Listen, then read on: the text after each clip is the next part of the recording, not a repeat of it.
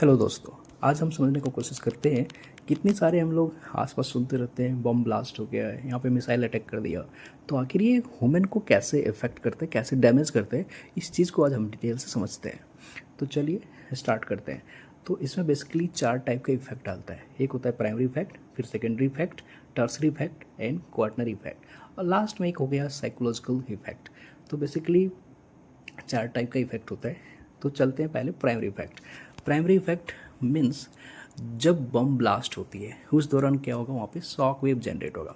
वो shock wave इतनी खतरनाक होते हैं, इतनी हाई प्रेशर से होता है कि वो हमारे बॉडी के जो मेम्ब्रेनस पार्ट है, जैसे कि कान का पर्दा या फेफड़ा, तो कान का पर्दा क्या होगा, फट जाएगा, टिम्पनी में छेद हो जाएंगे। उसी ढंग का फेफड़ा भी फट जाते हैं। इवन कि हमारा इंटरनल ऑर्गन जो मेम्ब्रेनस पार्ट है वो भी डैमेज हो सकता है। तो ये हो गया प्राइमरी इफेक्ट जो हुआ शॉक वेव के द्वारा। दूसरा जो आता है वो होता है सेकेंडरी इफेक्ट। सेकेंडरी इफेक्ट जो होते हैं, जो श्रापनेल होते हैं, मीन्स जब जो छोटे छोटे टुकड़े होते हैं ना मिसाइल्स के, या फिर जो जहाँ पे मिसाइल गिरा वहाँ पे छोटे छोटे पत्थर वगैरह भी साथ में क्या होते हैं, उछल जाते हैं। वो इतनी स्पीड में आता है कि जो भी बॉडी के कांटेक्ट में आएगा उस बॉडी में वो छेद कर देगा, परफोरेट कर देगा। तो वो इफेक्ट जो हुआ उसके छोटे छोटे टुकड़े के द्वारा वो हो गया सेकेंडरी इफेक्ट। तीसरा जो होता है टर्सरी इफेक्ट।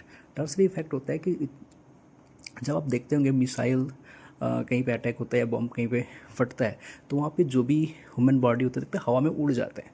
तो वो इतना प्रेशर से उसको उठा लेता है, तो उसके चलते क्या होगा, वो फिर ज़मीन पे जब टकराता है, वो जो हवा में इंसान उठ गया था, तो उसके चलते क्या होगा, उसको चोट आएगी। तो हड्डी टूट सकता है, सिर पे चोट आ सकती है, रीढ़ की हड्डी भी टूट सकता है ना। तो ये हो गया टर्सरी इफेक्ट। एक होता है quaternary effect. Quaternary effect basically वो हीट, आप जब जानते हैं कि जब मिसाइल जहाँ पे ब्लास्ट होता है वहाँ पे काफ़ी ज़्यादा हीट जनरेट होती है।